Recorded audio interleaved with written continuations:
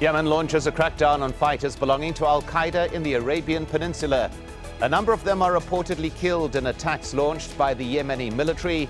US drones are also said to be deployed, while Saudi Arabia watches with growing concern. How much of a threat is the al-Qaeda group, and how successful is the campaign to eliminate it? This is Inside Story.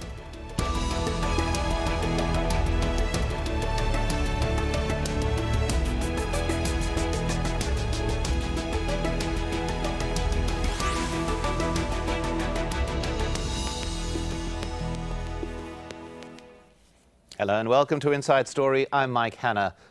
Yemen's defense ministry said it has carried out an unprecedented attack against what it calls fighters belonging to al-Qaeda in the Arabian Peninsula. The airstrikes took place in the south of Yemen, where al-Qaeda is said to have camps in the mountains. The operation has reportedly targeted senior members of the group. Witnesses say the strikes were carried out by unmanned aerial drones. The US has acknowledged operating a drone program in Yemen, but refuses to comment on specifics. The chairman of the US House of Representatives Committee on Homeland Security, Michael McCall, has described al-Qaeda in the Arabian Peninsula as probably the greatest external threat to the homeland itself. Speaking to ABC News America, he went on to say, "So I think the fact the administration now is going aggressively against these terrorists is a very positive sign." So what is al-Qaeda in the Arabian Peninsula? The group formed in 2009 as a merger between the Yemeni and Saudi branches of al-Qaeda, and is based in the south of Yemen, where a security vacuum has given the group the freedom to operate. It's sometimes described as one of the most aggressive offshoots of al-Qaeda, responsible for attacks on Western targets as well as the Yemeni government. Last year, the threat of an AQAP plot led to the closure of more than 24 US embassies around the world. Well, for more on this, I'm joined by our three guests. From Sanaa, Hakim Almasmari, editor-in-chief of the Yemen Post.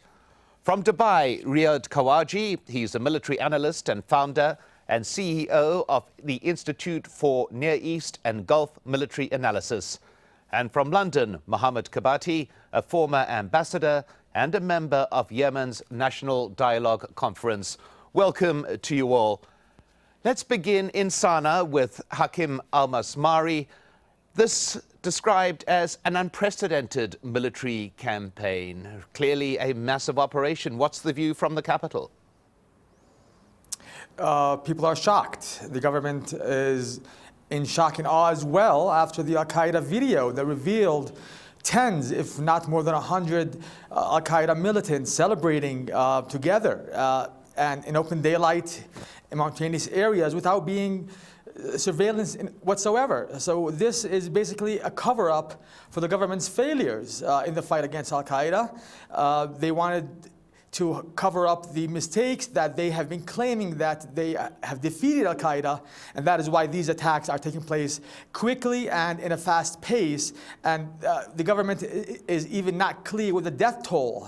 It itself is not understanding how much people are dead. The defense ministry announced yesterday that a number were killed, but I did not clarify because it was a mountainous area that they did not have access to. So it's very, very critical right now. The government feels failure, and people are starting to lose hope that the government was serious in the past in its claims that it had defeated al-Qaeda.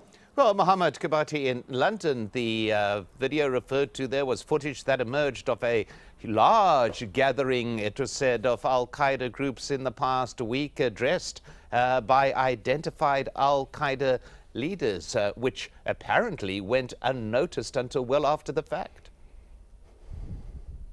Well, I think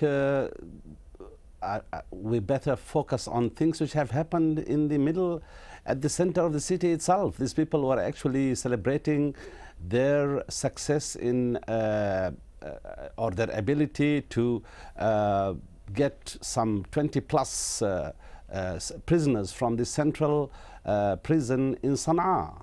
They were celebrating their other operations, just only the last one which targeted the command of the 4th region in Aden. And before then, they managed to hit the center of Sana'a as well, at the headquarters of the armed forces.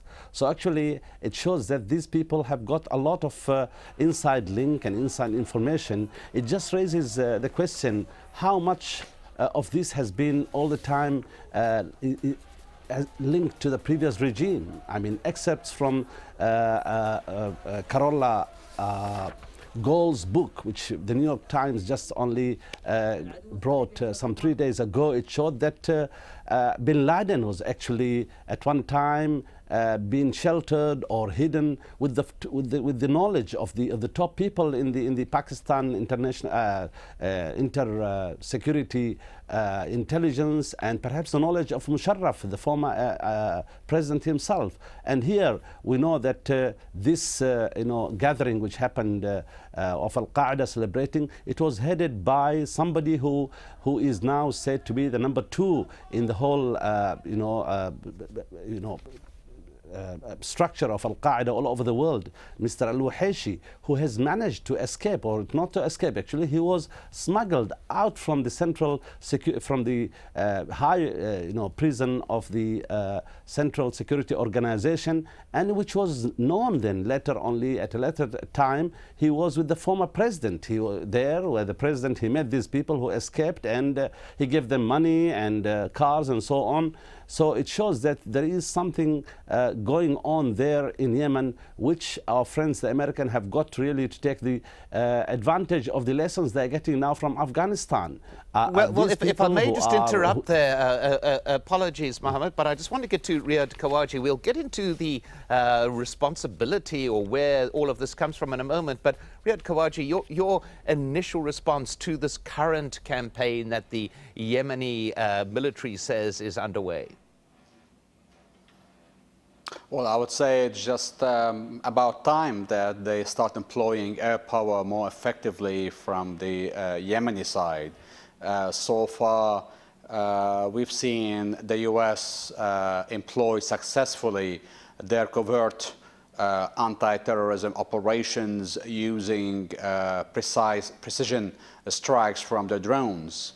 Now, what Yemen needs to try and acquire from the U.S. or other sources, that sort of capability. Right now, what Yemen has is a bit of aging MiGs and Sukhoi Soviet-era jets that require upgrading, updating with some standoff weapons.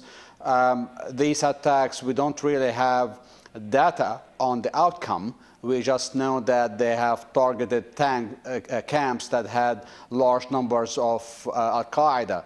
But the images of the al-Qaeda in their recent gathering is a major intelligence blunder for both Yemen and the Americans.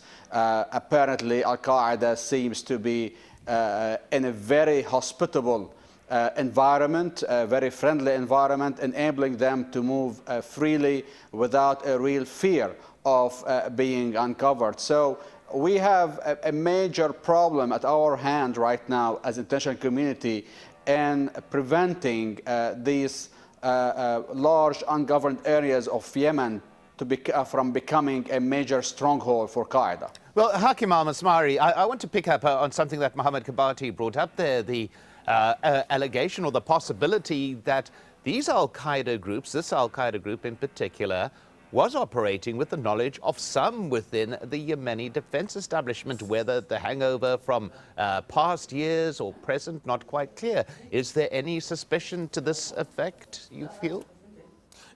There is suspicion, but if that is true, it's the responsibility of the president to announce such things to the people and also to his allies in the West to ensure that going forward they have progress. This is not a secret. Many Yemenis have this in mind, that al-Qaeda could not have had such a large gathering and celebrating without the knowledge or the access or the easing the way for them within the government. And I'm pretty sure that this is the responsibility of the counterterrorism unit and also the defense ministry and the president to ensure that going forward such things cannot happen. If not, then his name will also be will have a question mark as well. and will be involved in such suspicions. Well, Mohamed Qubaty, only recently the Yemeni president has reshuffled his intelligence services. He's put in new people, a new interior minister, and yet still no effect seen by that gathering. But is this operation now a consequence of that, a result of that, of the reshuffling within the Interior Ministry, for example? We have already known, and it is now I think this is an issue which is going to be discussed here in London next week at the meeting of the Friends of Yemen. The present government and the president haven't managed actually to score a big success, very minimal success in the question of security sector reform. I mean, these operations which have been going on, whether hitting the towers of electricity, blowing up the oil pipelines and hitting in the center of the capital and in the center of Aden. I mean, it's obvious that there is a lot of these people who are working, they're moving freely. There must be some knowledge. So the security sector reform, I think, should be a first, a challenge for the government. And for the past 2 years, I think we haven't managed to make any success in that line. Only very topical, sort of few changes at the top. But I think the overall security and intelligence bodies has got to be reshuffled. As I've said, I think these people have moved. How could they have hit at the central prison in Sana'a and managed to get out some 20 plus of al-qaeda, prisoners? So this shows that the issue of appraisal of the whole security sector and to reshuffle it, to restructure it, is a top priority for the Yemeni government, as well from our friends and whether regionally or globally. They have got to face this issue. The biggest, I think, failure till now over the past 2 years since Yemen post February 2011 has been at this area, the area of security sector reform. Well, Riad Kahwaji, your view, is this an issue of not enough resources, not enough training, or is there perhaps something more sinister underlying it, that there's not the actual desire among some segments of the Yemeni military and intelligence to combat this threat? It's a combination of issues, Mike. We have here the situation of a country that has a history of civil war, still a lot of issues to be resolved. You have here a country where tribes are the basis for the society. Tribalism is still very strong. Al-Qaeda is very good at playing on the tribal alliances to create safe zones, safe areas of operations for themselves. Also, they're very good at playing on the differences in countries with their civil wars. Let's remember Afghanistan, how Qaeda took advantage of this, embedded with themselves within the Taliban, while Taliban was engaged in a civil war with the Northern Alliance. Almost a similar situation you have there. Plus, you add to this the instability within the government itself, a lot of corruption, absence of any effective security sector reform, plus multiple socioeconomic problems. So we have here a very complex, compound situation that is making Yemen a good ground, a good stronghold for al-Qaeda. So we need to have a stronger engagement from the international community.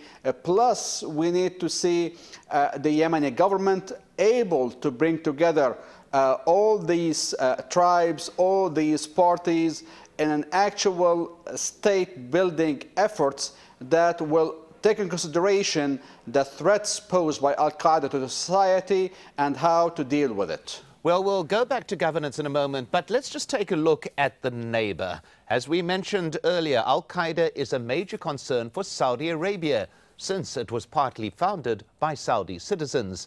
The group has vowed to bring down that country's ruling Al Saud family.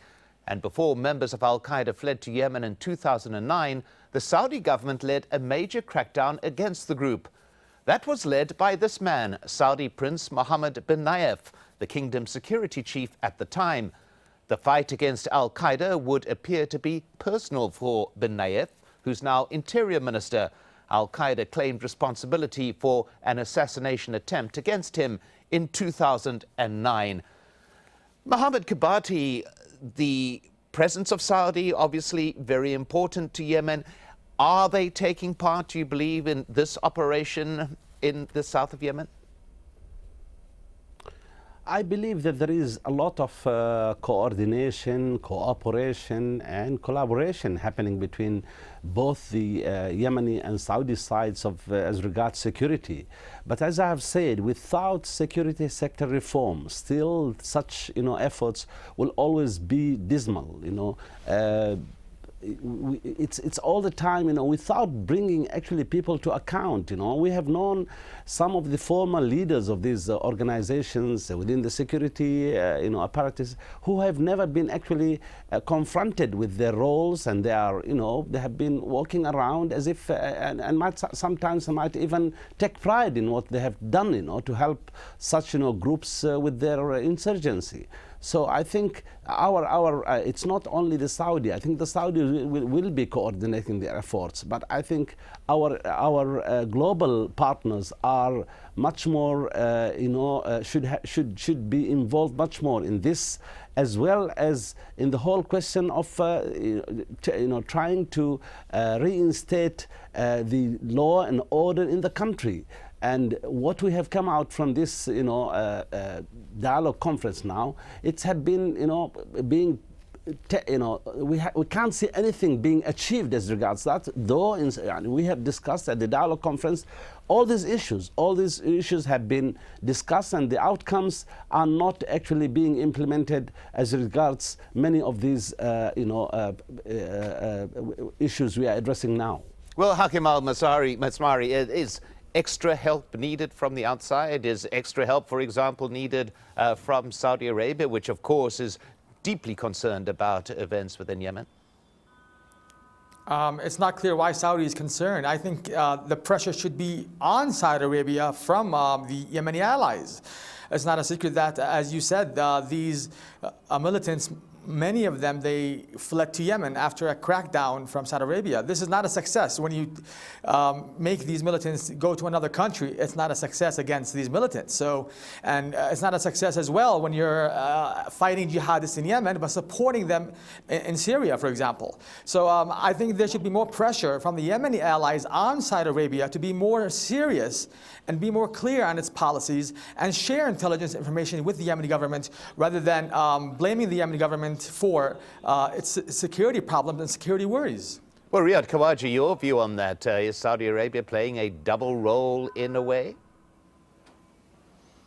No, Saudi Arabia has one defined role all the way along, which is to combat these Qaeda groups. Saudi Arabia was and still a primary target for al-Qaeda. Saudi Arabia has played a leading role on many fronts in combating al-Qaeda. It's been one of the main victims of Qaeda attacks. The strong measures imposed by the Saudi authorities over the years have scored many successes, to the extent of the Saudis managing to preempt and prevent Qaeda attacks within the country.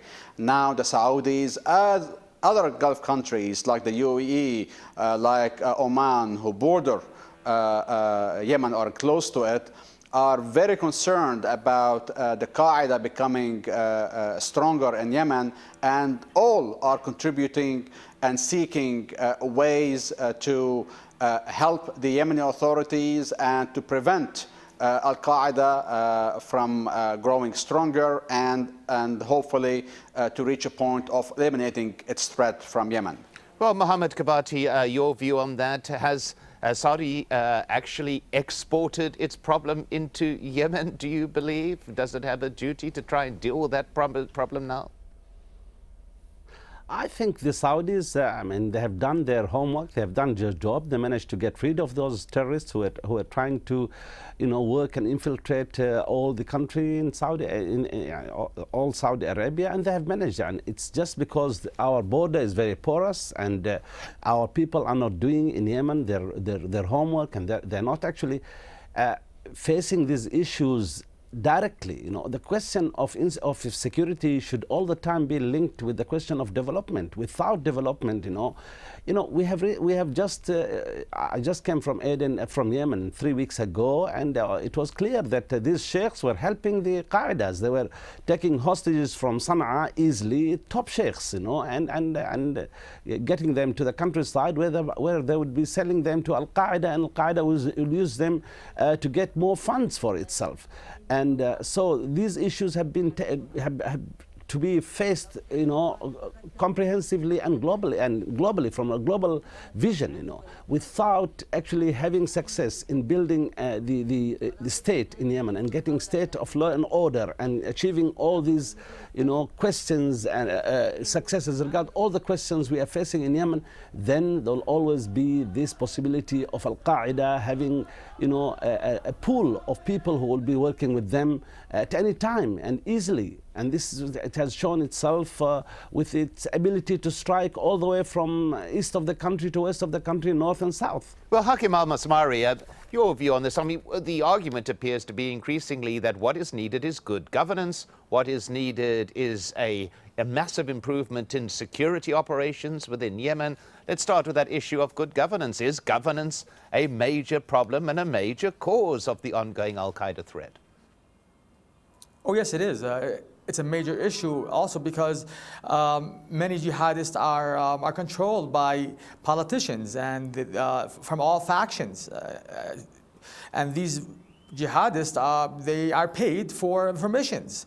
So there is a need for more pressure on the Yemeni government to ensure that there's transparency in its fight against militants, and to make everything clear on the other hand, because sometimes when the Yemeni government announces that you have 10 suspected terrorists killed, and in reality there are only 1 or 2 who were wanted, and you have 8 who were civilians. So you have to be clear and transparent if you want to really end this problem. You can't have double standards. You can't not be transparent and have civilians killed and then say that they're militants. If this happens, the result is what we saw in the video. Al-Qaeda is still powerful and strong and influential.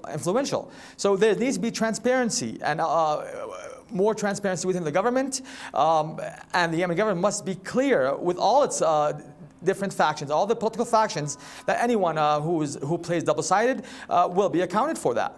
Well, Riad Kahwaji, we heard earlier a U.S. congressman saying that the greatest threat to the U.S. homeland is al-Qaeda in the Arabian Peninsula. Is the U.S. waiting for other people to do their work for them? Should there be greater U.S. involvement in combating groups like al-Qaeda in the Arabian Peninsula? I don't think the U.S. is waiting for permission from anybody to do what they feel is best for the national interest. The U.S. is carrying out drone attacks in Yemen and Pakistan and Afghanistan, regardless of the positions and the views of the governments of these countries. We know in Yemen and Pakistan and Afghanistan, the governments in these countries have all called for the drone attacks from the U.S. side to stop, but the U.S. Has not actually adhered, and the U.S. is continuing because as the U.S. congressman has pointed out, the Qaeda is still and is becoming a major threat to the U.S. National security. Well, at that particular point, our thanks to our guests, Hakim Almasmari, Riad Kahwaji, and Mohamed Qubaty. And you can add your voice to the discussion at facebook.com/AJ Inside Story, or on Twitter. Our address is at AJ Inside Story. From everyone here on the team, I'm Mike Hanna. Goodbye for now.